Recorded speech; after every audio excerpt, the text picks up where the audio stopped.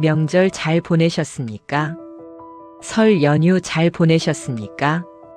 가족들 다 만나셨습니까? 자식들 얼굴 보셨습니까? 손주들 안아보셨습니까? 오랜만에 친척들도 만나셨습니까? 떡국도 드시고, 명절 음식도 드시고, 세배도 받으시고, 덕담도 나누셨을 겁니다. 그런데 여러분, 명절이 끝나고 나니까 어떠십니까? 마음이 편안하십니까? 마음이 기쁘십니까? 마음이 가벼우십니까? 아마 그렇지 않으신 분들이 많으실 겁니다. 솔직히 말씀드리면 대부분 그러실 겁니다. 몸은 피곤합니다. 며칠 동안 정신없이 보냈으니까요. 음식 준비하느라 고생하셨습니다.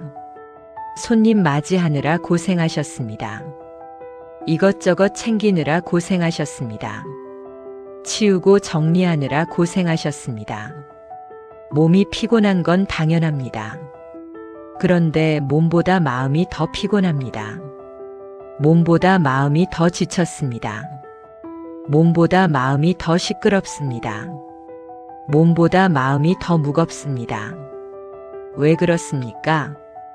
왜 명절이 끝나면 마음이 더 힘들까요? 왜 가족을 만나고 오면 마음이 더 복잡할까요? 명절에 무슨 일이 있었습니까? 가족들이 모여서 무슨 이야기를 나눴습니까? 친척들이 모여서 무슨 말들을 했습니까?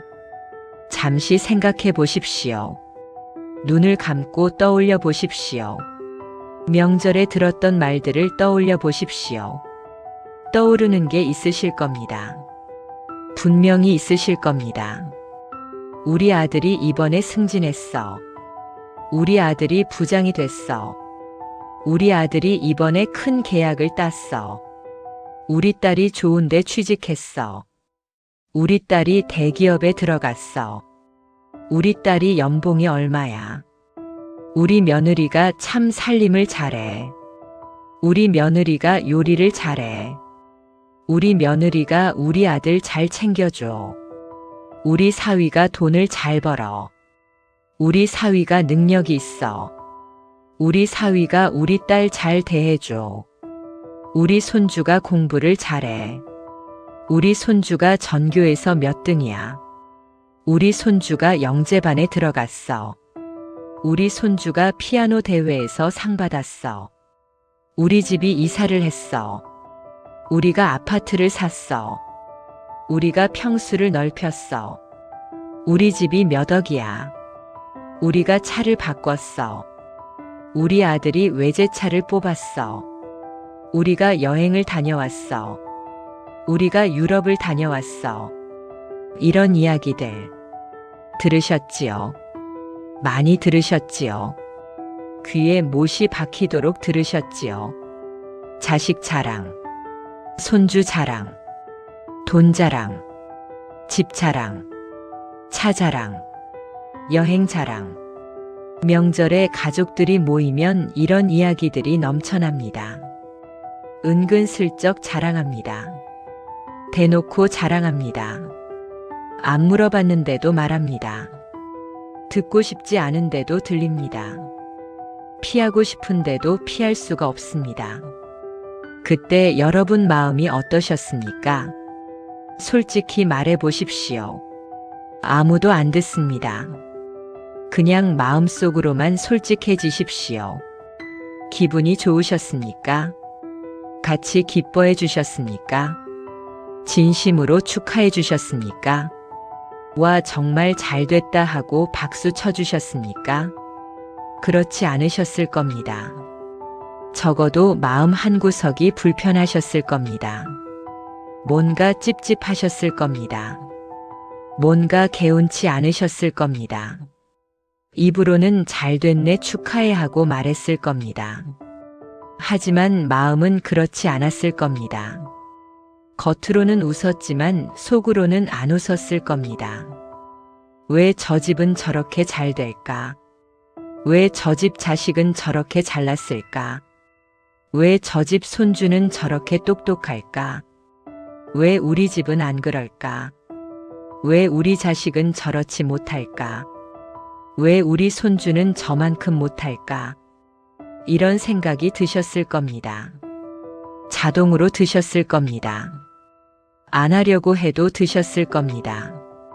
비교하게 됩니다. 저절로 비교하게 됩니다. 남의 집과 우리 집을 비교하게 됩니다. 남의 자식과 우리 자식을 비교하게 됩니다.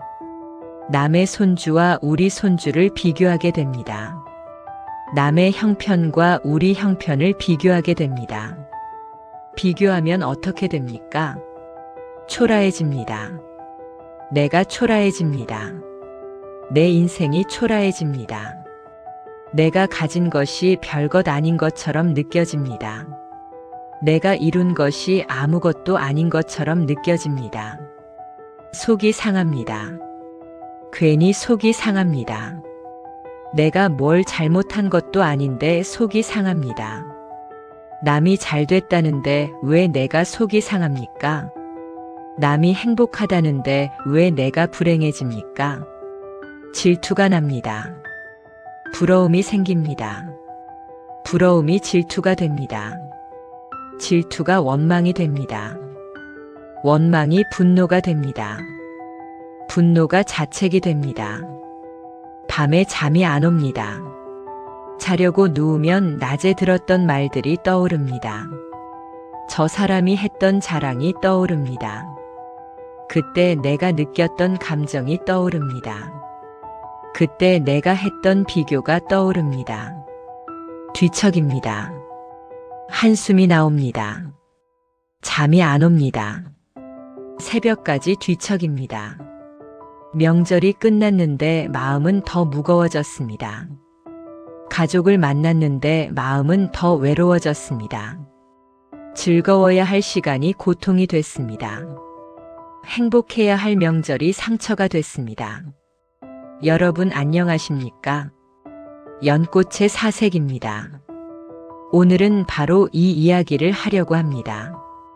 명절 끝에 남은 공허함, 남의 자랑에 흔들리는 마음, 비교하고 질투하고 속상해하는 마음, 밤잠 설치게 하는 그 마음, 이 마음을 어떻게 다스려야 하는지, 부처님께서 무엇이라고 말씀하셨는지, 어떻게 해야 평화를 되찾을 수 있는지, 오늘 그 이야기를 해드리겠습니다.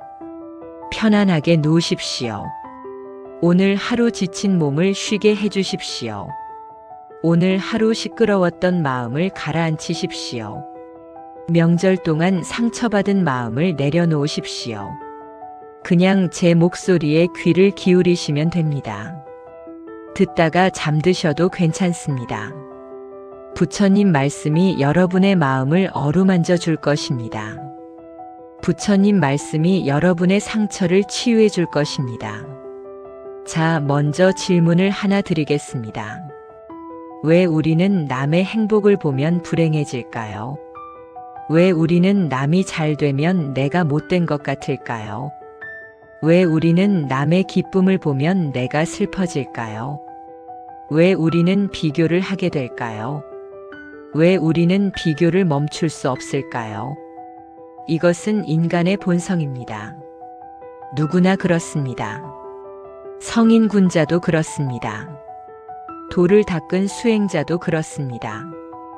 부처님 제자들도 그랬습니다. 비교하는 것은 본능입니다. 인간에게 내재된 본능입니다. 수만 년 전부터 우리 안에 있던 본능입니다. 생존을 위해 필요했던 본능입니다. 남보다 더 가지려고, 남보다 더 잘 살려고, 남보다 뒤처지지 않으려고, 남보다 더 높은 곳에 있으려고, 그래야 살아남을 수 있었습니다. 그래야 자손을 남길 수 있었습니다. 그래서 비교하는 본능이 생겼습니다. 그래서 비교합니다. 끊임없이 비교합니다. 자동으로 비교합니다. 의식하지 않아도 비교합니다. 하지 말아야지 해도 비교합니다. 문제는 비교가 고통을 만든다는 것입니다. 비교가 불행을 만든다는 것입니다. 비교가 지옥을 만든다는 것입니다. 부처님께서는 이것을 아셨습니다. 2500년 전에 이미 아셨습니다. 비교하는 마음이 얼마나 위험한지 아셨습니다. 비교하는 마음이 얼마나 고통스러운지 아셨습니다. 그래서 경계하라고 하셨습니다. 그래서 조심하라고 하셨습니다. 부처님께서는 비교를 지옥이라고 하셨습니다. 비교라는 이름의 지옥. 스스로 만드는 지옥. 남이 만들어주는 게 아니라 내가 만드는 지옥. 내 마음이 만드는 지옥. 남의 집 자식이 잘 됐다는 말 한마디에 내가 수십 년 키운 자식이 한순간에 못난 자식이 됩니다. 그렇게 열심히 키웠는데, 그렇게 정성을 다했는데, 남의 말 한마디에 다 무너집니다. 남의 집 살림이 좋다는 말 한마디에 내가 평생 일궈온 가정이 한순간에 초라한 집이 됩니다. 그렇게 열심히 살았는데, 그렇게 아끼고 모았는데, 남의 말 한마디에 다 허물어집니다. 누가 그렇게 만들었습니까? 남이 만들었습니까? 아닙니다. 절대 아닙니다. 내가 만들었습니다. 내 마음이 만들었습니다. 비교하는 내 마음이 만들었습니다. 지옥은 저 멀리 있지 않습니다. 지옥은 땅 밑에 있지 않습니다. 지옥은 죽어서 가는 곳이 아닙니다. 지옥은 내 마음 속에 있습니다. 비교하는 순간 지옥이 열립니다. 비교하는 순간 고통이 시작됩니다. 비교하는 순간 불행이 찾아옵니다. 오늘 이 시간은 그 지옥에서 나오는 시간입니다. 그 고통에서 벗어나는 시간입니다. 남의 입술에서 나온 자랑거리가 내 인생의 불행이 되지 않도록 마음의 방패를 만드는 시간입니다. 마음의 갑옷을 입는 시간입니다. 마음의 성벽을 쌓는 시간입니다. 부처님의 지혜로 나를 지키는 법, 지금부터 알려드리겠습니다. 법구경에 이런 말씀이 있습니다. 바람이 바위를 흔들 수 없듯이 지혜로운 자는 칭찬과 비난에 요동치지 않는다. 깊은 호수가 맑고 고요하듯이 지혜로운 자는 진리의 말씀을 듣고 고요해진다. 이것이 바위산의 개송입니다. 법구경에 나오는 유명한 개송입니다. 부처님께서 직접 하신 말씀입니다. 바람이 붑니다. 세찬 바람이 붑니다. 태풍이 붑니다. 폭풍이 붑니다. 나무는 흔들립니다. 큰 나무도 흔들립니다. 가지가 꺾입니다. 뿌리째 뽑히기도 합니다. 풀은 눕습니다. 땅에 납작 엎드립니다. 이리저리 휩쓸립니다. 작은 것들은 다 날아갑니다. 낙엽이 날아갑니다. 먼지가 날아갑니다. 가벼운 것들은 다 날아갑니다. 그런데 바위는 어떻습니까? 바위는 꿈쩍도 하지 않습니다. 아무리 센 바람이 불어도 바위는 그 자리에 있습니다. 태풍이 와도 바위는 움직이지 않습니다. 폭풍이 와도 바위는 흔들리지 않습니다. 왜 그렇습니까? 바위는 무겁기 때문입니다. 바위는 단단하기 때문입니다. 바위는 뿌리가 깊기 때문입니다. 바위는 땅에 박혀 있기 때문입니다. 지혜로운 사람도 그렇다고 부처님께서 말씀하셨습니다. 칭찬이 옵니다. 칭찬은 바람입니다. 좋은 바람입니다. 기분 좋은 바람입니다. 달콤한 바람입니다. 비난이 옵니다. 비난도 바람입니다. 나쁜 바람입니다. 기분 나쁜 바람입니다. 차가운 바람입니다. 어리석은 사람은 이 바람에 흔들립니다. 칭찬을 들으면 하늘을 납니다. 우쭐해집니다. 기고만장해집니다. 비난을 들으면 땅에 꺼집니다. 풀이 죽습니다. 의기소침해집니다. 이리 흔들리고 저리 흔들립니다.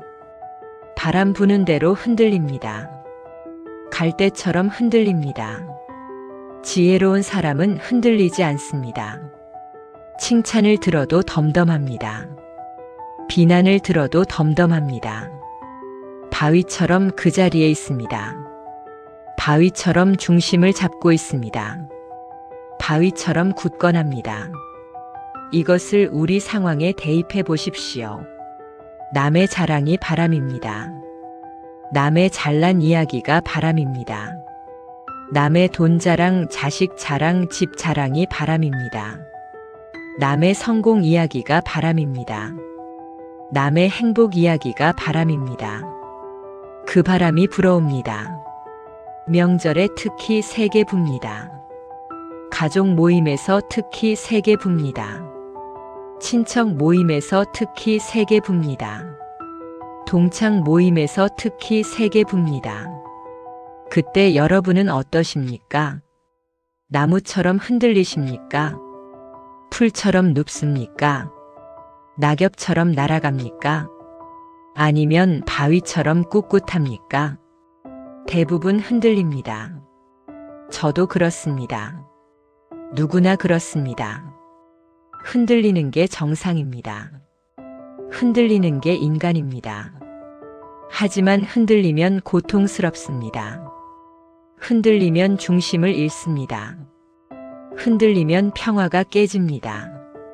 흔들리면 행복이 달아납니다. 그래서 바위가 되어야 합니다. 지혜로운 바위가 되어야 합니다.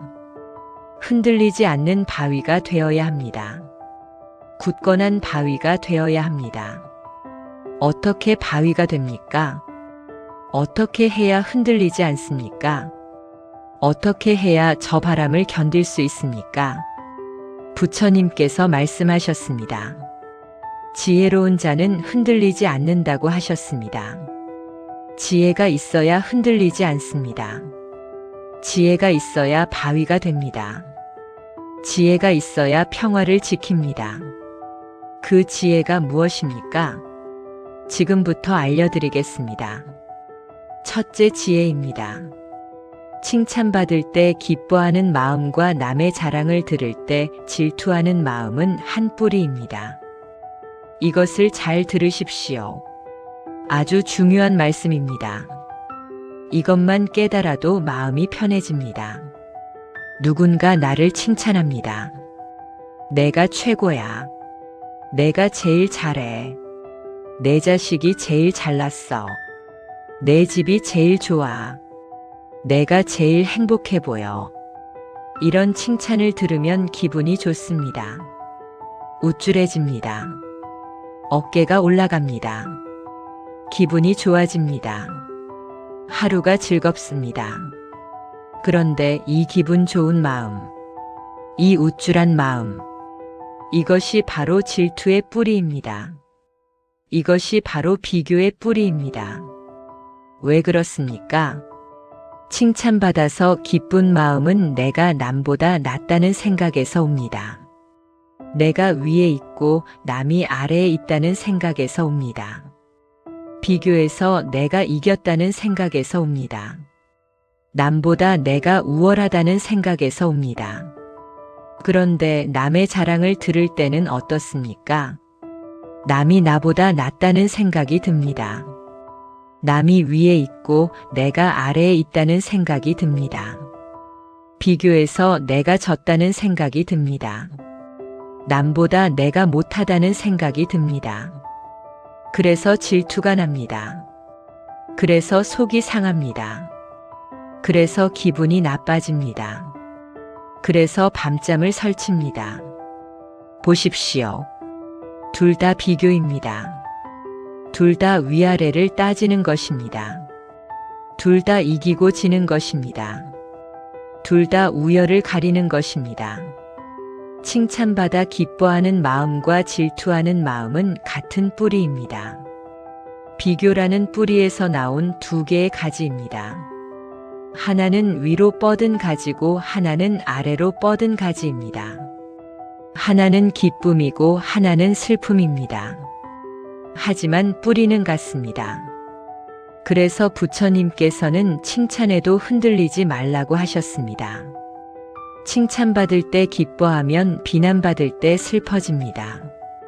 남보다 나을 때 기뻐하면 남보다 못할 때 괴로워집니다. 올라갈 때 기뻐하면 내려갈 때 고통스럽습니다. 둘 다 내려놓아야 합니다. 칭찬에 기뻐하는 마음도 내려놓고 비난에 슬퍼하는 마음도 내려놓고 남의 자랑에 질투하는 마음도 내려놓고 남보다 잘났다고 우쭐하는 마음도 내려놓고 그래야 바위가 됩니다. 그래야 흔들리지 않습니다. 그래야 평화로워집니다. 그래야 자유로워집니다. 둘째 지혜입니다. 비교하는 순간 내가 쌓은 공덕에 금이 갑니다. 이것도 잘 들으십시오. 아주 중요한 말씀입니다. 여러분은 평생을 살아오셨습니다. 수십 년을 살아오셨습니다. 60년, 70년, 80년을 살아오셨습니다. 그동안 얼마나 참으셨습니까? 그동안 얼마나 견디셨습니까? 그동안 얼마나 인내하셨습니까? 자식 키우면서 참으셨습니다. 밤잠 설쳐가며 참으셨습니다. 속 썩여도 참으셨습니다.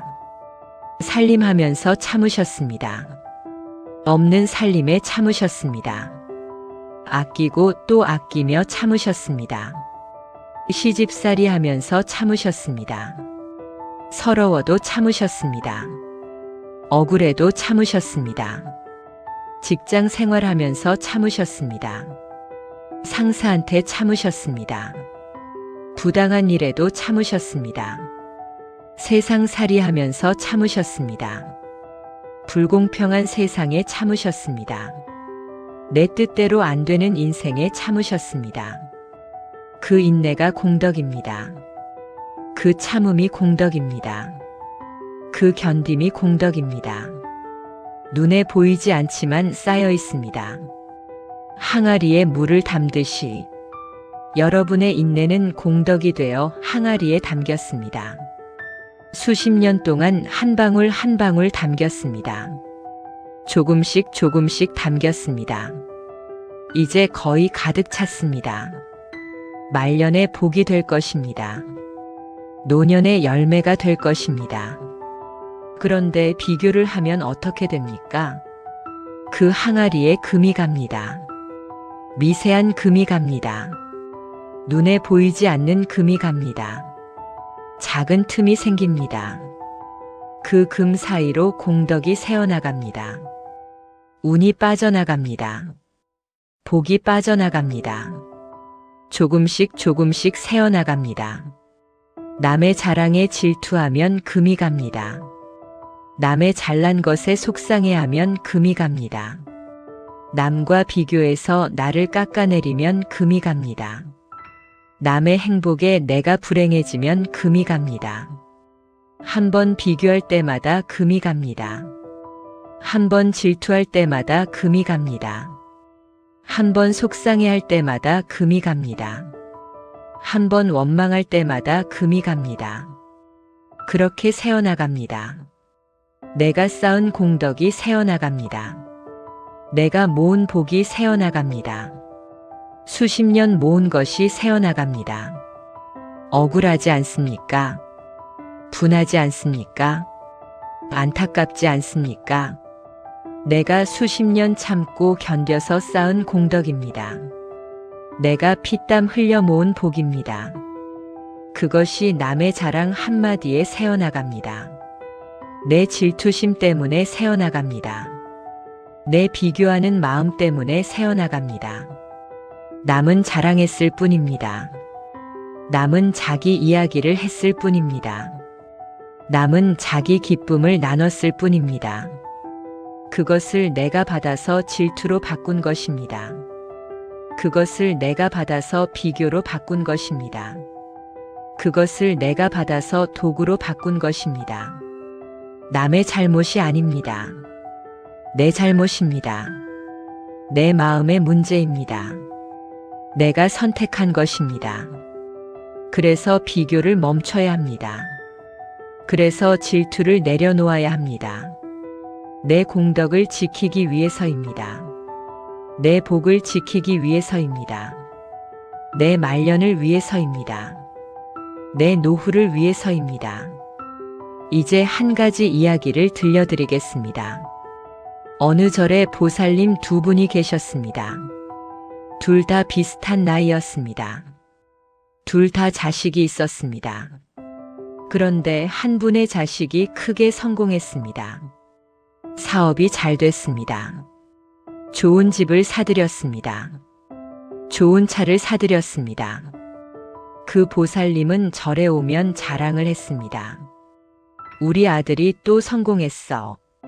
우리 아들이 차를 바꿔줬어. 우리 아들이 여행을 보내줬어. 다른 보살님은 그 말을 들을 때마다 속이 상했습니다. 자기 자식은 평범했기 때문입니다. 비교가 됐습니다. 질투가 났습니다. 밤에 잠이 안 왔습니다. 왜 우리 자식은 저렇지 못할까? 내가 뭘 잘못했나? 내 팔자가 기구한가? 원망이 생겼습니다. 자식에 대한 원망, 팔자에 대한 원망, 부처님에 대한 원망까지. 그러던 어느 날 스님께서 법문을 하셨습니다. 남의 꽃밭을 구경하느라 내 마당의 잡초를 방치하지 마십시오. 비교는 지옥입니다. 질투는 독입니다. 그 독이 내 공덕을 녹입니다. 보살님은 뜨끔했습니다. 법문이 끝나고 스님께 여쭙습니다. 스님, 저는 어떻게 해야 합니까?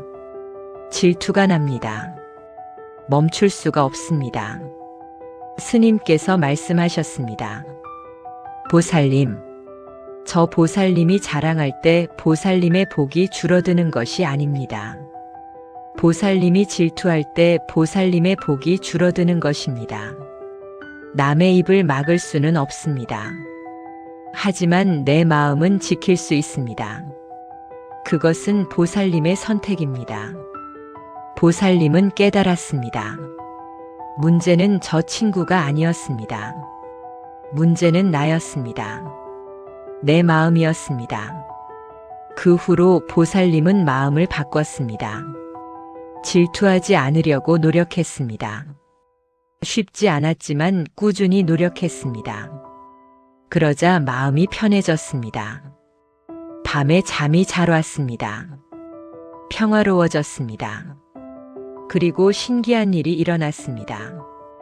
자식에게 좋은 일이 생기기 시작했습니다. 승진을 했습니다. 일이 잘 풀렸습니다. 보살님은 깨달았습니다. 내가 질투를 멈추니까 공덕이 새지 않는구나. 내 마음을 바꾸니까 자식에게까지 좋은 일이 생기는구나. 여러분, 이 이야기가 무엇을 말해줍니까? 남의 자랑에 흔들리면 내 복이 새어나갑니다. 질투하면 내가 쌓은 것이 허물어집니다. 반대로 질투를 멈추면 운이 트입니다. 마음의 문제입니다. 내가 어떻게 선택하느냐의 문제입니다. 바위가 되십시오. 흔들리지 않는 바위가 되십시오. 그래야 내 공덕이 지켜집니다. 그래야 말년이 평안합니다. 자, 이제 두 번째 이야기로 넘어가겠습니다. 이전 이야기에서는 비교의 위험함을 말씀드렸습니다. 비교가 왜 지옥인지 말씀드렸습니다. 비교하면 공덕에 금이 간다고 말씀드렸습니다. 질투하면 복이 새어나간다고 말씀드렸습니다. 이론은 알았습니다. 비교하면 안 된다는 것을 알았습니다.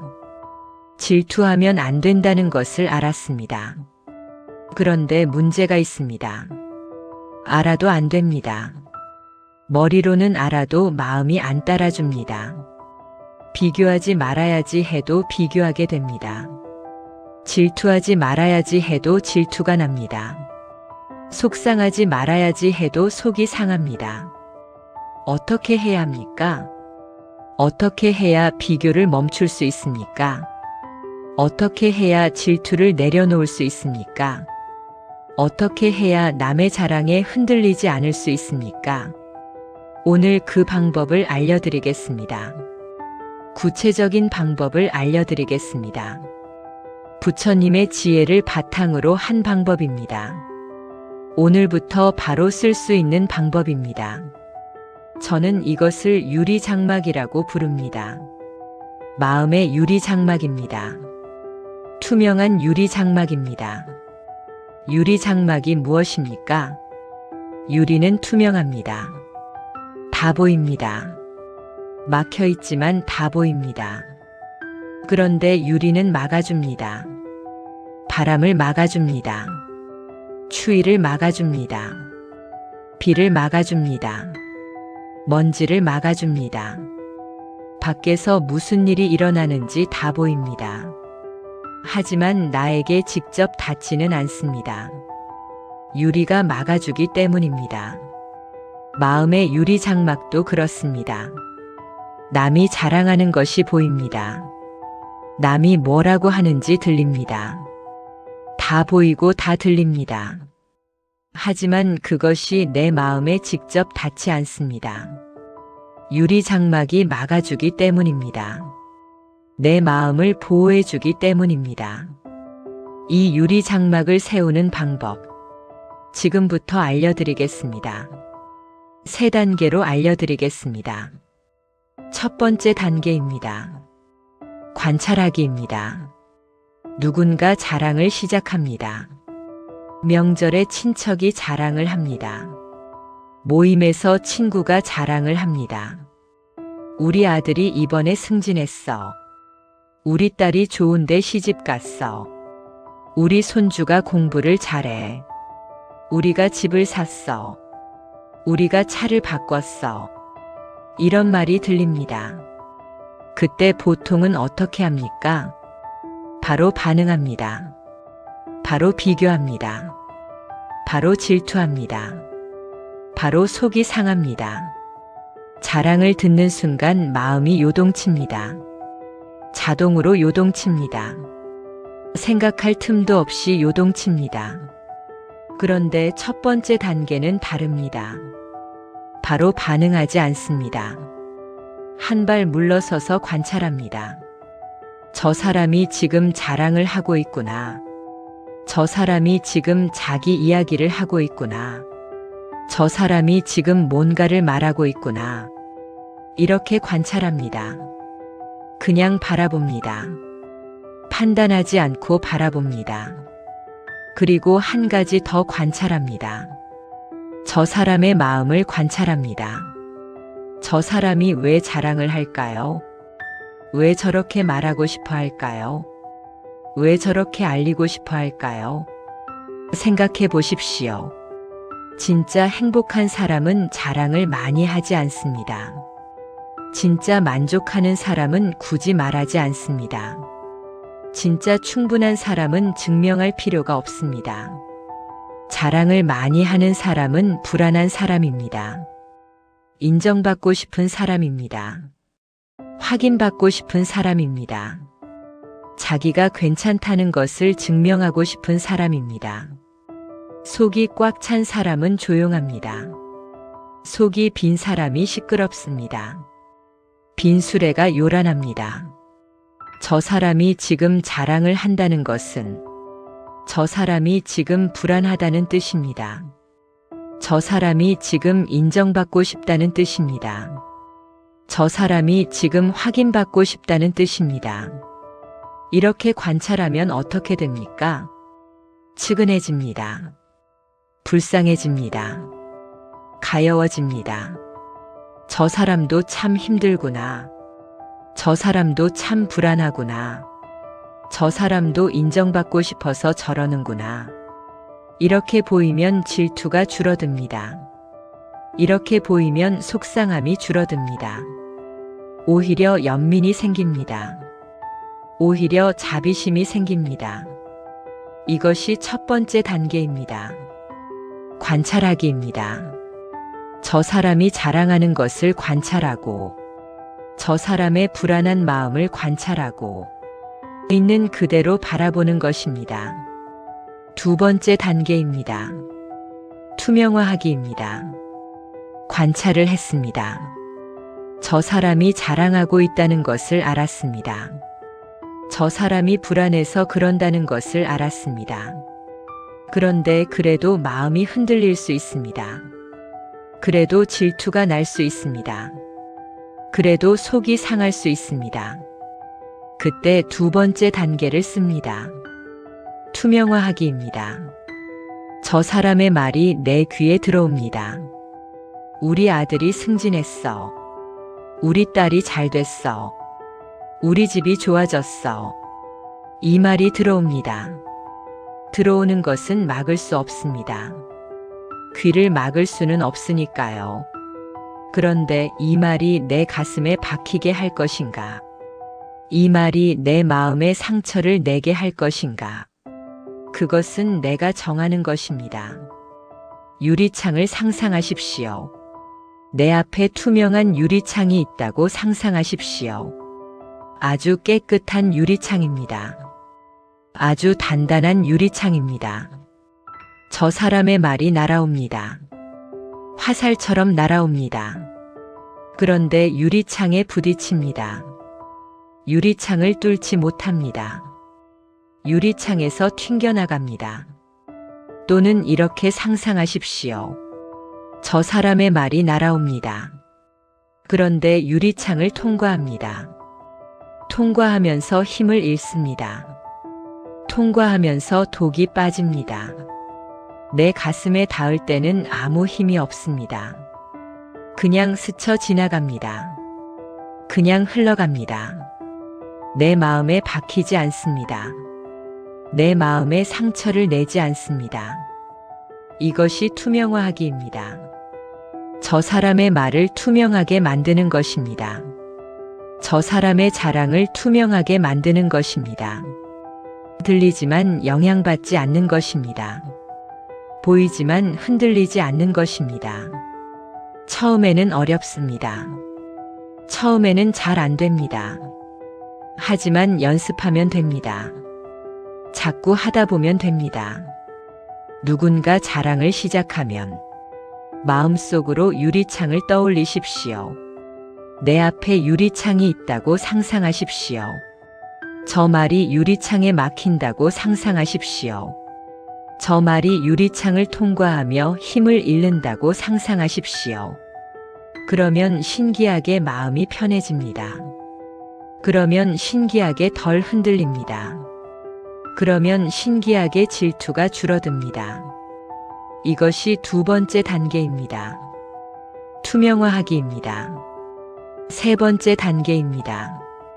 자애심 갖기입니다. 관찰도 했습니다. 투명화도 했습니다. 이제 마지막 단계입니다. 저 사람을 미워하지 마십시오.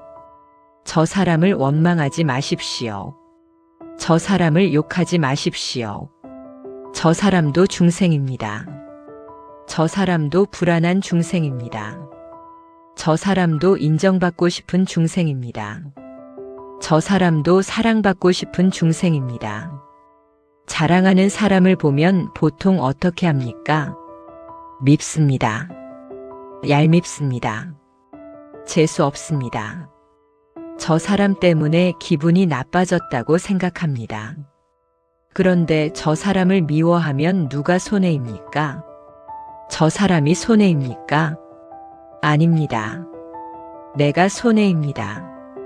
미워하면 내 마음이 더러워집니다. 원망하면 내 마음이 무거워집니다. 욕하면 내 마음이 탁해집니다. 저 사람은 모릅니다. 내가 미워하는지 저 사람은 모릅니다. 내가 원망하는지 저 사람은 모릅니다. 저 사람은 아무 영향이 없습니다. 오직 나만 고통받습니다. 오직 내 마음만 상합니다. 오직 내 공덕만 새어나갑니다. 그래서 자애심을 가지라는 것입니다. 저 사람에게 자비로운 마음을 가지라는 것입니다. 저 사람도 가여운 중생이구나. 저 사람도 불안해서 저러는구나. 저 사람도 인정받고 싶어서 저러는구나. 저 사람도 나름대로 힘들구나. 이렇게 생각하면 미움이 사라집니다. 이렇게 생각하면 원망이 녹습니다. 이렇게 생각하면 마음이 편해집니다. 그리고 가볍게 미소 지으십시오. 속으로 살짝 미소 지으십시오. 저 사람 참 불안하구나. 저 사람 참 힘들구나. 그래도 행복하길 바란다. 그래도 평안하길 바란다. 이렇게 마음속으로 축복해 주십시오. 이렇게 마음속으로 빌어주십시오. 그러면 놀라운 일이 일어납니다. 질투가 사라집니다.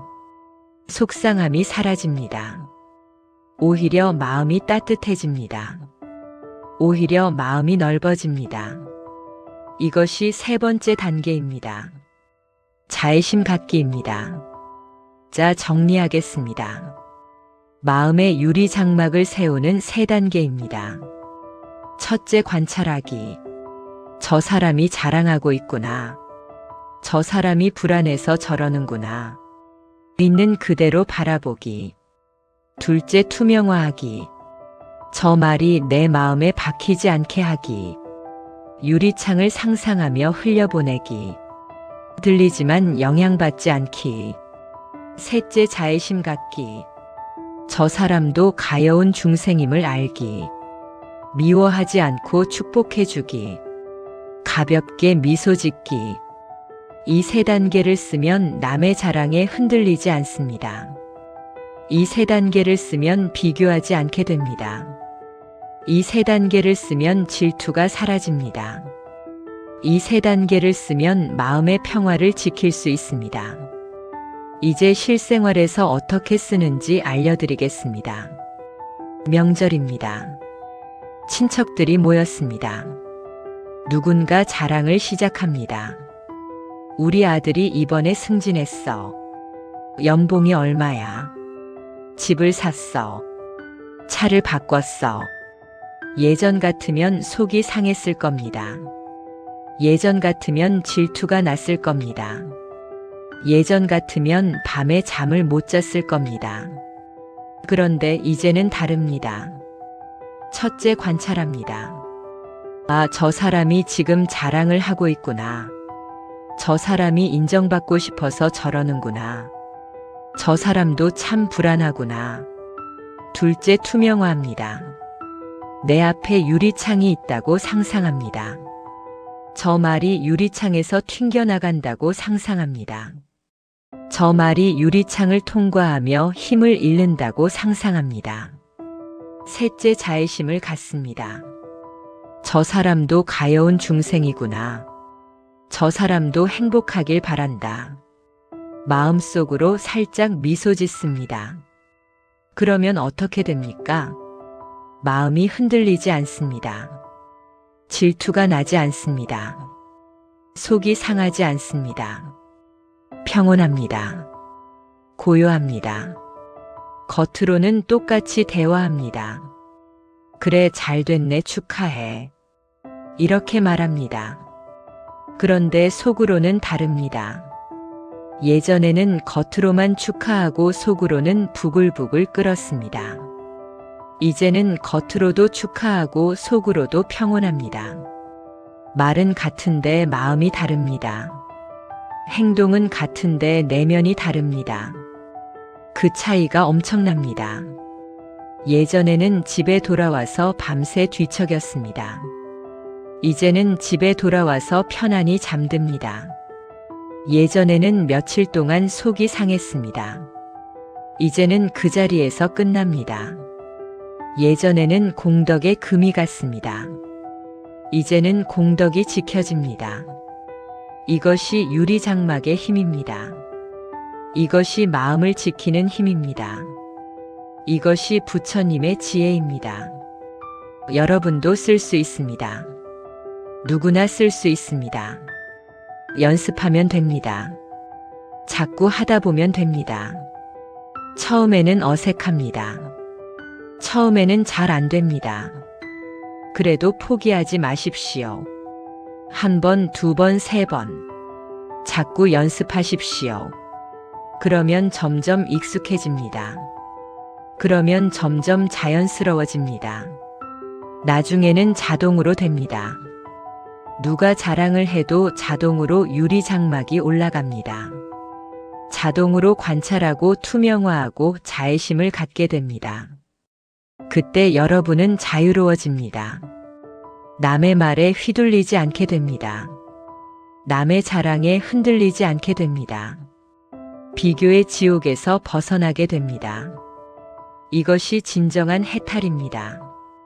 이것이 진정한 자유입니다.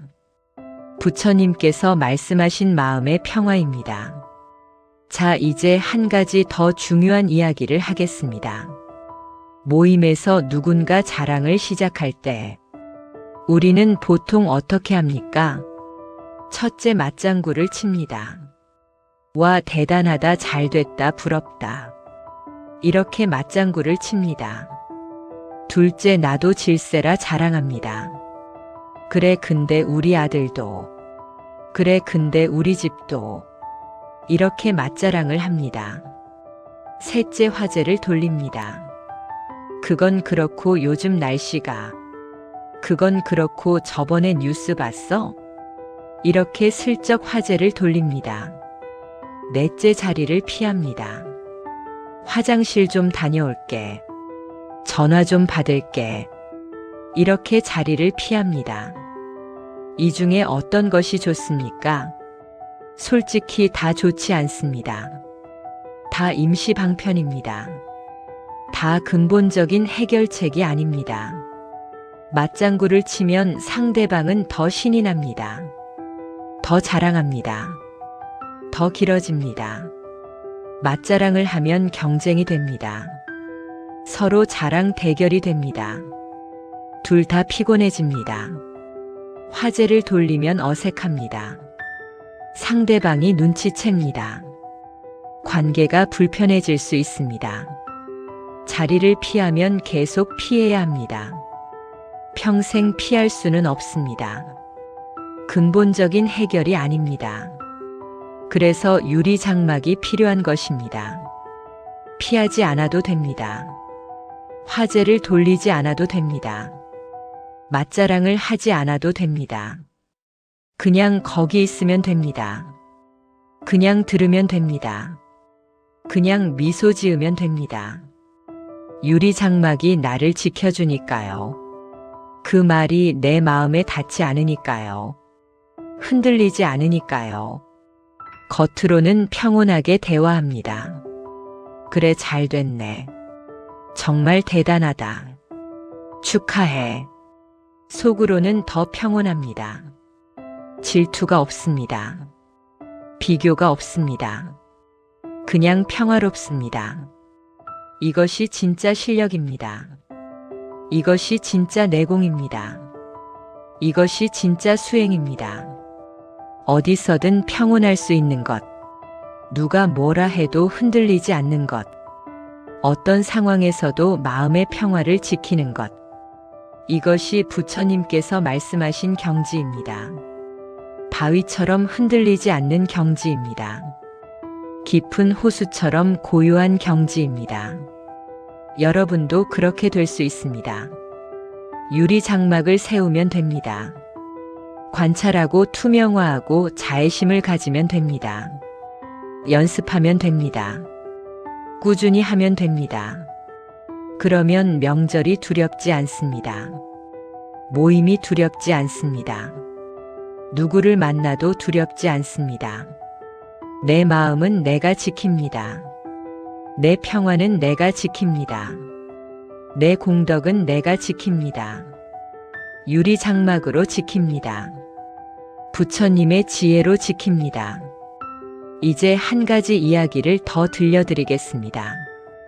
옛날 인도에 한 수행자가 있었습니다. 부처님의 제자였습니다. 열심히 수행하는 분이었습니다. 그런데 이 수행자에게는 약점이 있었습니다. 남의 칭찬에 약했습니다. 남의 비난에도 약했습니다. 누군가 칭찬하면 기분이 좋아서 하늘을 날았습니다. 누군가 비난하면 기분이 나빠서 땅에 꺼졌습니다. 누군가 자랑하면 질투가 나서 밤잠을 설쳤습니다. 수행을 아무리 해도 이것만은 안 됐습니다. 고치려고 해도 안 됐습니다. 노력해도 안 됐습니다. 어느 날 수행자는 부처님께 여쭙습니다. 부처님, 저는 수행을 오래 했습니다. 그런데 아직도 남의 말에 흔들립니다. 칭찬을 들으면 기뻐하고 비난을 들으면 슬퍼합니다. 남의 자랑을 들으면 질투가 납니다. 어떻게 해야 합니까? 어떻게 해야 흔들리지 않을 수 있습니까? 부처님께서 말씀하셨습니다. 내가 길을 가는데 누군가 내게 돌을 던졌다. 그 돌이 내 앞에 떨어졌다. 너는 그 돌을 주워서 품에 안겠느냐? 수행자가 대답했습니다. 아닙니다, 부처님. 왜 제가 그 돌을 품에 안겠습니까? 그냥 두고 가겠습니다. 부처님께서 다시 말씀하셨습니다. 그런데 너는 지금 그렇게 하고 있다. 누군가 비난의 돌을 던지면 너는 그것을 주워서 품에 안고 간다. 누군가 자랑의 돌을 던지면 너는 그것을 주워서 품에 안고 간다. 왜 그러느냐? 그냥 두고 가면 되지 않느냐? 수행자는 깨달았습니다. 그렇구나. 남의 비난은 남이 던진 돌이다. 남의 자랑도 남이 던진 돌이다. 내가 그것을 주워서 품에 안으니까 무거운 것이다. 내가 그것을 주워서 품에 안으니까 고통스러운 것이다. 주워 담지 않으면 된다. 그냥 두고 가면 된다. 그냥 흘려보내면 된다. 수행자는 그날부터 달라졌습니다. 누군가 비난을 해도 줍지 않았습니다. 누군가 자랑을 해도 줍지 않았습니다. 그냥 흘려보냈습니다. 그냥 지나쳤습니다. 마음이 편해졌습니다. 마음이 가벼워졌습니다. 마음이 자유로워졌습니다. 여러분, 이 이야기가 무엇을 말해줍니까? 남의 자랑은 남이 던진 돌입니다. 그 돌을 내가 주워 담을 필요가 없습니다. 그 돌을 내가 품에 안을 필요가 없습니다. 그냥 두고 가면 됩니다. 그냥 흘려보내면 됩니다. 그것이 유리장막입니다. 그것이 투명화하기입니다. 돌이 날아옵니다. 유리장막에 부딪힙니다. 떨어집니다. 나는 그냥 지나갑니다. 줍지 않습니다. 앉지 않습니다. 가지고 가지 않습니다. 그러면 무겁지 않습니다. 그러면 고통스럽지 않습니다. 그러면 밤에 잠을 설치지 않습니다. 명절에 친척이 자랑을 합니다. 돌을 던진 것입니다. 그런데 나는 줍지 않습니다. 유리 장막이 막아줍니다. 그냥 흘려보냅니다. 집에 돌아옵니다. 손에 아무것도 없습니다. 마음에 아무것도 없습니다. 가볍습니다. 편안합니다. 예전에는 달랐습니다. 명절에 들은 자랑을 다 주워 담았습니다. 집에 돌아올 때 손에 돌이 가득했습니다. 마음에 돌이 가득했습니다. 무거웠습니다. 고통스러웠습니다. 이제는 다릅니다. 줍지 않습니다. 담지 않습니다. 가져가지 않습니다. 그것이 지혜입니다.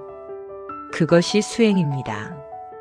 그것이 부처님의 가르침입니다. 여러분도 하실 수 있습니다. 연습하면 됩니다. 자꾸 하다 보면 됩니다. 누군가 자랑을 하면 마음속으로 말하십시오. 이것은 저 사람이 던진 돌이다. 나는 줍지 않는다. 나는 가져가지 않는다. 그냥 흘려보낸다. 이렇게 마음속으로 말하십시오. 그러면 신기하게 마음이 편해집니다. 그러면 신기하게 질투가 사라집니다. 돌을 줍지 마십시오. 유리 장막을 세우십시오. 그냥 흘려보내십시오. 그것이 여러분의 마음을 지키는 방법입니다. 그것이 여러분의 공덕을 지키는 방법입니다. 그것이 여러분의 말년을 지키는 방법입니다. 부처님의 지혜입니다. 2500년 전에 가르쳐 주신 지혜입니다. 지금도 유효한 지혜입니다. 영원히 유효한 지혜입니다. 오늘부터 쓰십시오. 내일부터 쓰십시오. 명절 때 쓰십시오. 모임에서 쓰십시오. 유리 장막을 세우십시오. 관찰하고 투명화하고 자애심을 가지십시오. 돌을 줍지 마십시오. 그냥 흘려보내십시오. 그러면 여러분은 자유로워집니다. 그러면 여러분은 평화로워집니다. 그러면 여러분은 행복해집니다. 자, 이제 마지막 이야기입니다. 가장 중요한 이야기입니다. 제일 처음 이야기에서 비교의 위험함을 말씀드렸습니다. 비교하면 공덕에 금이 간다고 말씀드렸습니다. 그 다음은 유리 장막을 말씀드렸습니다. 관찰하고 투명화하고 자애심을 가지라고 말씀드렸습니다. 이번에는 가장 근본적인 이야기를 하겠습니다. 진정한 말년의 복은 어디서 오는가? 진정한 행복은 무엇인가? 이 이야기를 하겠습니다. 여러분, 명절에 자랑을 듣고 속상하셨던 이유가 무엇입니까? 남의 집 자식이 잘 돼서요. 남의 집이 부자여서요. 남의 집이 행복해 보여서요. 그래서 속상하셨습니다. 그래서 질투가 났습니다. 그래서 비교하게 됐습니다. 그런데 한 가지 질문을 드리겠습니다. 그 사람들은 정말 행복할까요? 자랑하는 그 사람들은 정말 행복할까요?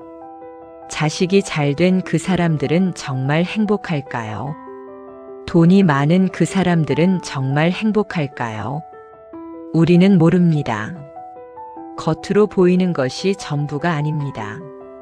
자랑하는 것이 전부가 아닙니다. 화려하게 보이는 집에도 고민이 있습니다.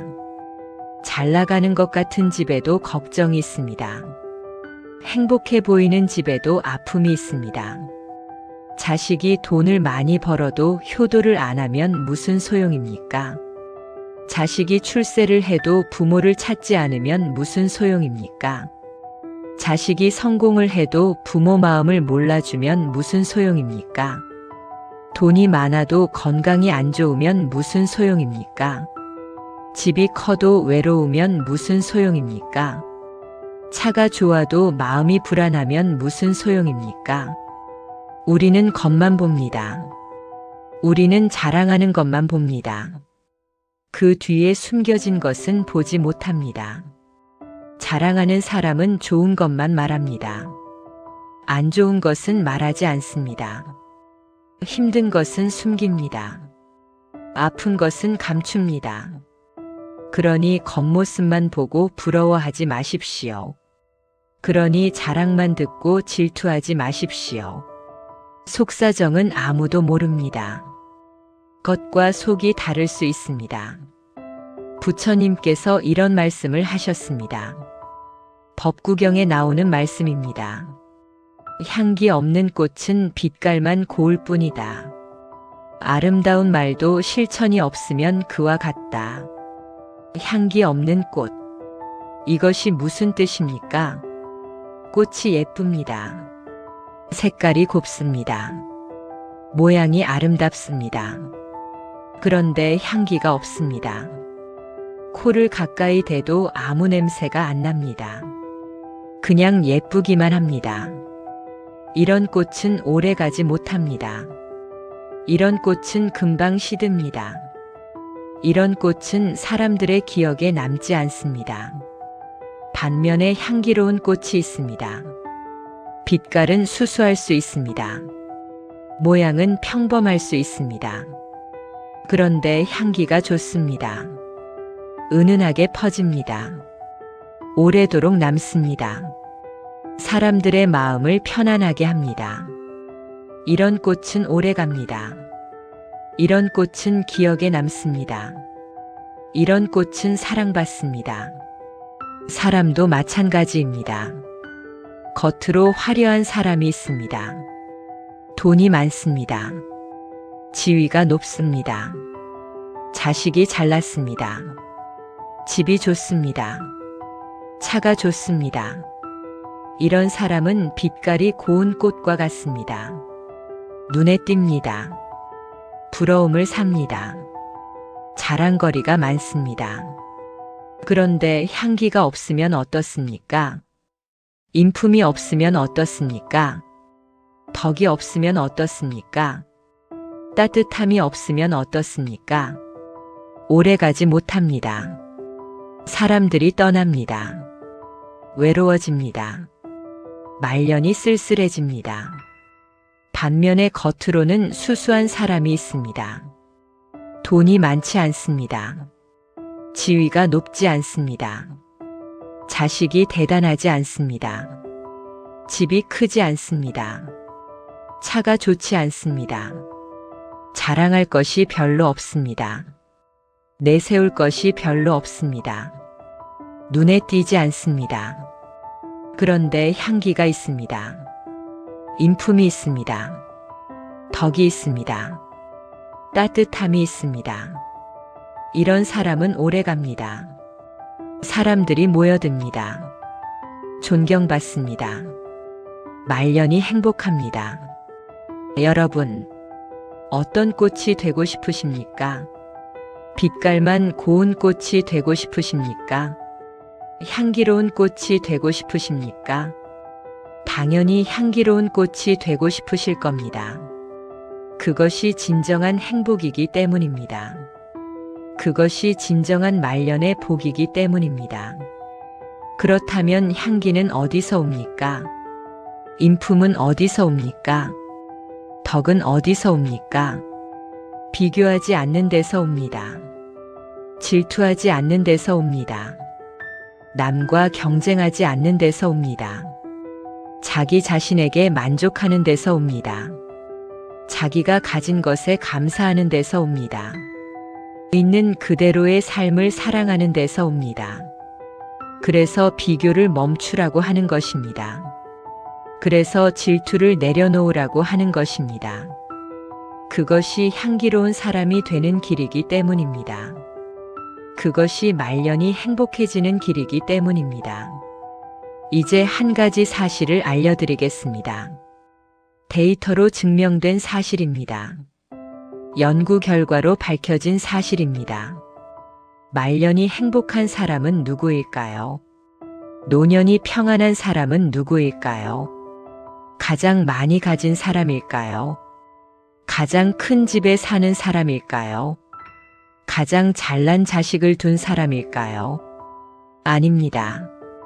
연구 결과에 따르면 말년이 행복한 사람의 특징은 따로 있습니다. 첫째, 감사하는 사람입니다. 자기가 가진 것에 감사하는 사람입니다. 작은 것에도 감사하는 사람입니다. 당연한 것에도 감사하는 사람입니다. 둘째, 비교하지 않는 사람입니다. 남과 자신을 비교하지 않는 사람입니다. 남의 것을 부러워하지 않는 사람입니다. 자기 삶에 집중하는 사람입니다. 셋째, 관계가 좋은 사람입니다. 가족과 사이가 좋은 사람입니다. 친구와 사이가 좋은 사람입니다. 주변 사람들과 따뜻한 관계를 유지하는 사람입니다. 보십시오. 돈이 많아서 행복한 게 아닙니다. 자식이 잘나서 행복한 게 아닙니다. 집이 커서 행복한 게 아닙니다.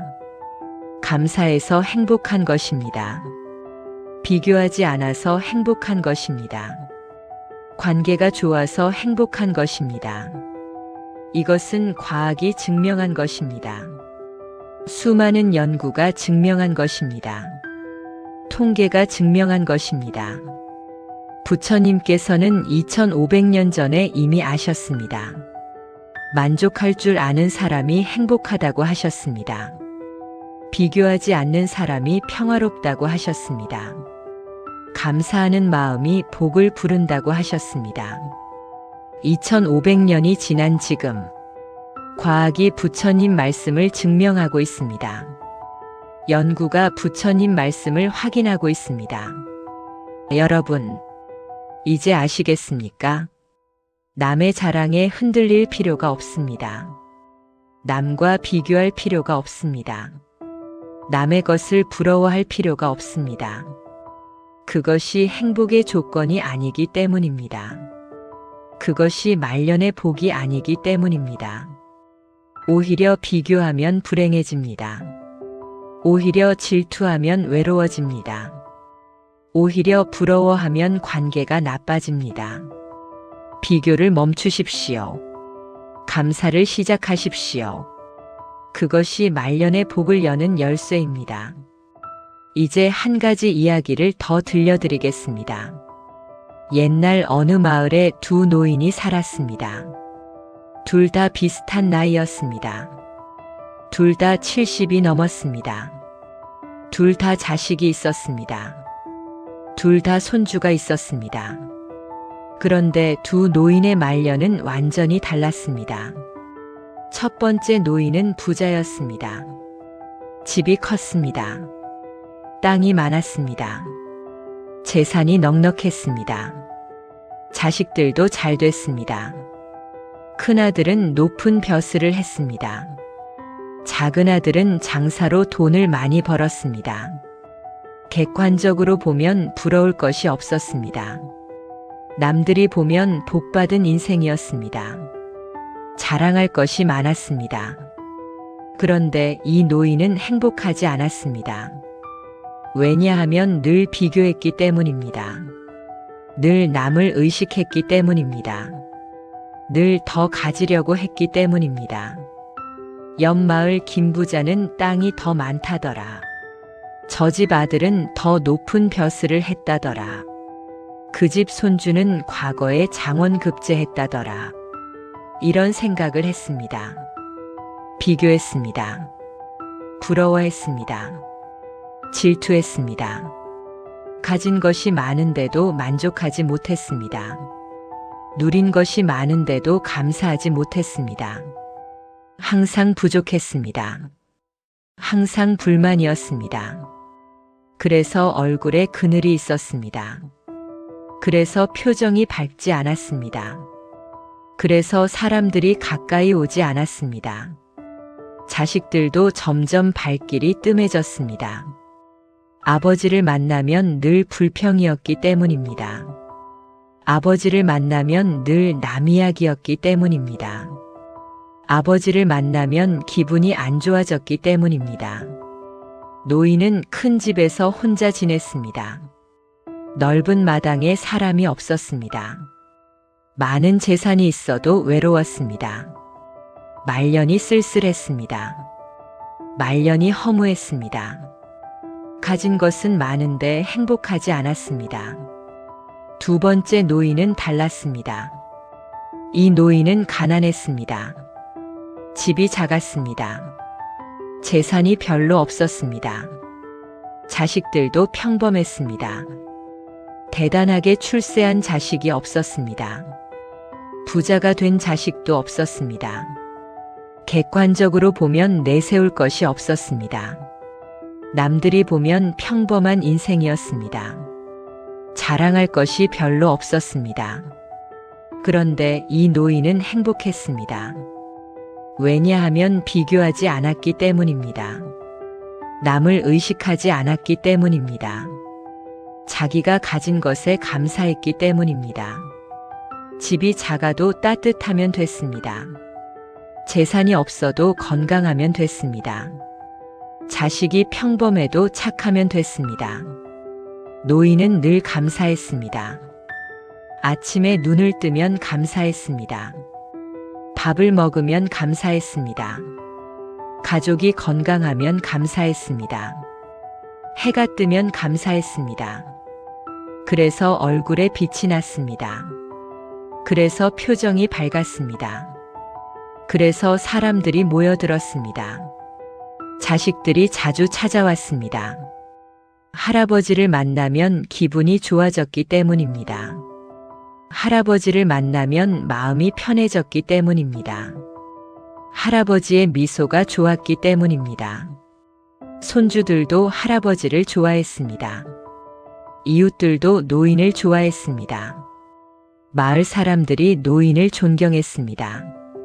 노인은 작은 집에서 행복하게 살았습니다. 좁은 마당에 웃음이 가득했습니다. 재산은 없어도 사람이 많았습니다. 말년이 따뜻했습니다. 말년이 충만했습니다. 가진 것은 없는데 행복했습니다. 여러분, 이 두 노인 중에 누가 더 복받은 사람입니까? 첫 번째 노인은 가진 것이 많았습니다. 하지만 행복하지 않았습니다. 말년이 외로웠습니다. 두 번째 노인은 가진 것이 없었습니다. 하지만 행복했습니다. 말년이 따뜻했습니다. 누가 더 복받은 사람입니까? 누구의 말년이 더 좋습니까? 누구처럼 살고 싶으십니까? 당연히 두 번째 노인입니다. 가진 것은 적어도 행복한 노인입니다. 비교하지 않고 감사하는 노인입니다. 이것이 진정한 말년의 복입니다. 이것이 진정한 노년의 행복입니다. 가진 것이 많아서 복이 아닙니다. 자식이 잘나서 복이 아닙니다.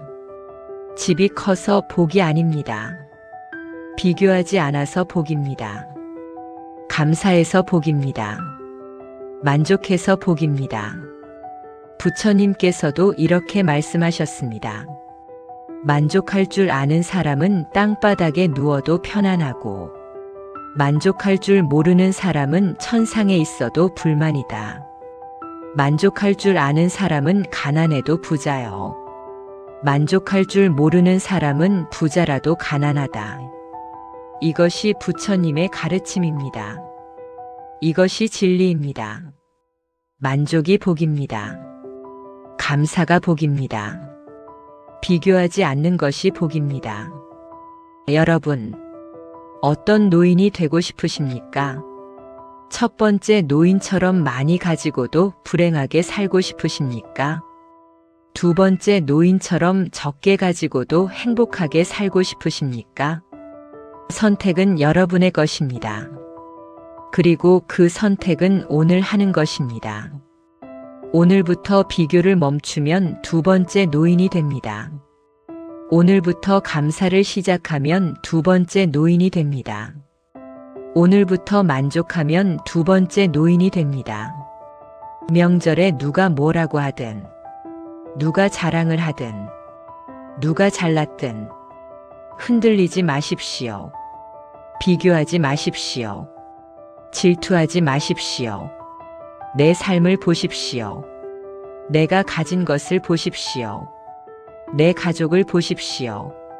내 건강을 보십시오. 내 오늘을 보십시오. 거기에 감사하십시오. 그것으로 충분합니다. 그것이 복입니다. 남의 것을 보느라 내 것을 놓치지 마십시오. 남의 꽃밭을 구경하느라 내 마당을 잊지 마십시오. 내 마당에 꽃을 심으십시오. 내 마당에 물을 주십시오. 내 마당을 가꾸십시오. 그러면 내 마당에도 아름다운 꽃이 핍니다. 그러면 내 마당에도 향기가 가득합니다. 그러면 내 말년이 행복해집니다. 이것이 부처님의 가르침입니다. 이것이 오늘 법문의 핵심입니다. 이것만 기억하셔도 충분합니다. 자, 이제 마무리를 하겠습니다. 오늘 많은 이야기를 했습니다. 명절 끝에 남은 공허함에 대해 이야기했습니다.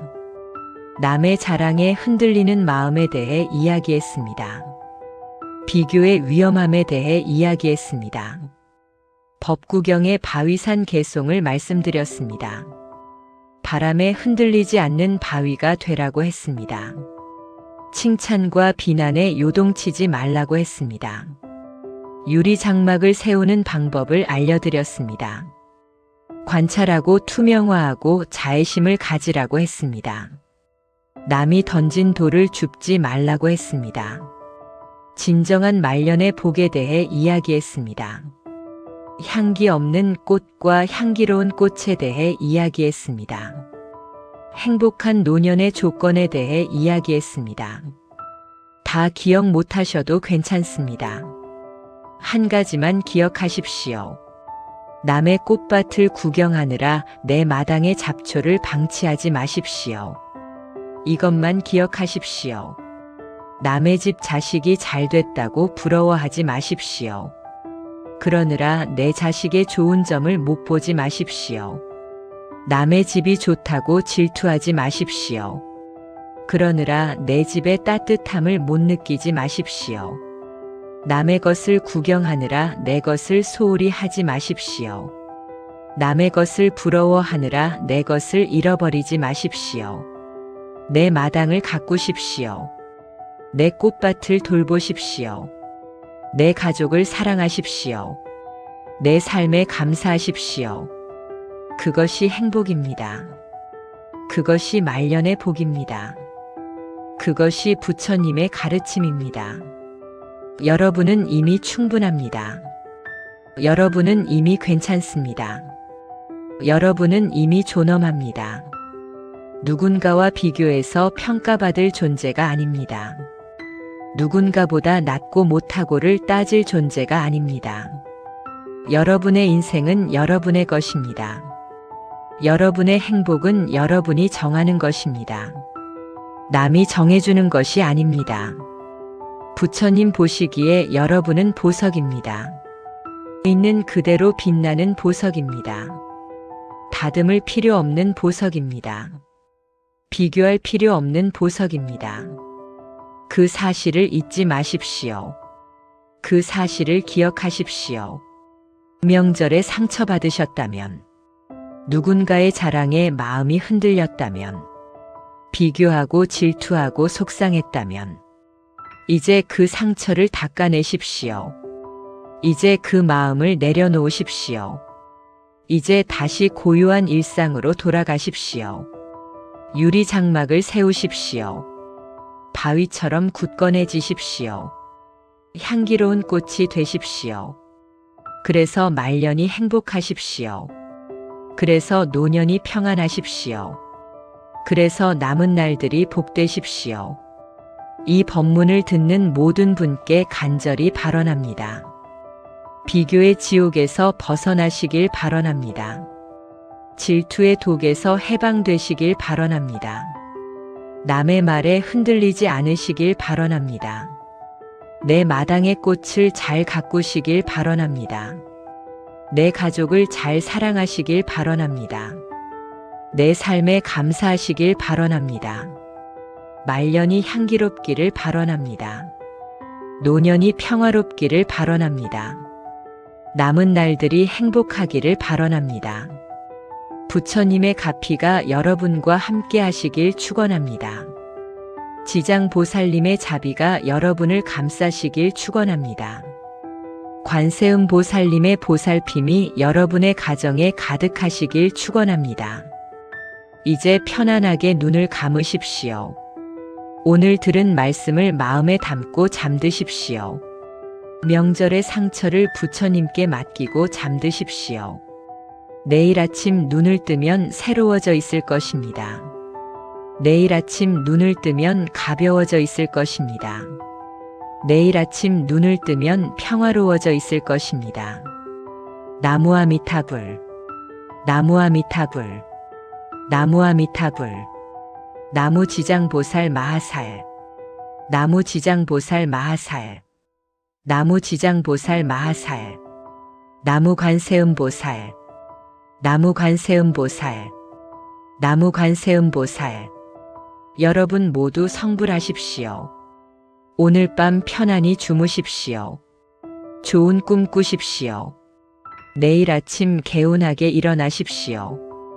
여러분의 마당에 아름다운 꽃이 피어나시길 축원합니다. 여러분의 인생에 향기가 가득하시길 축원합니다. 성불하십시오.